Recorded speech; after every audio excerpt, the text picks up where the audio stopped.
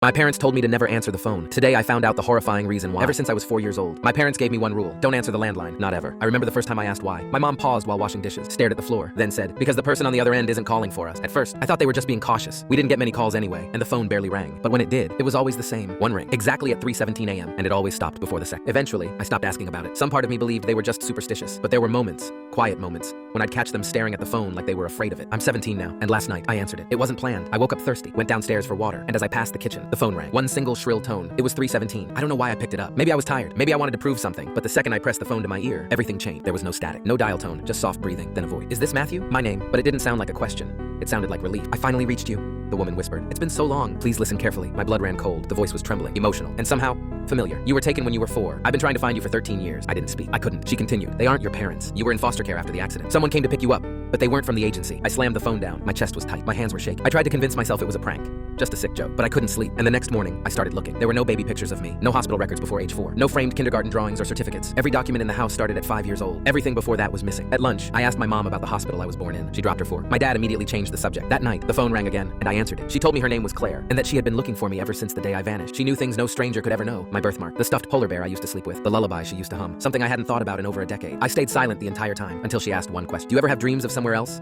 Somewhere with yellow walls and a blue rocking chair? I dropped the phone, because I do, almost every night. I couldn't take it anymore. I waited until my parents were asleep and went into the attic. I don't know what I was hoping to find.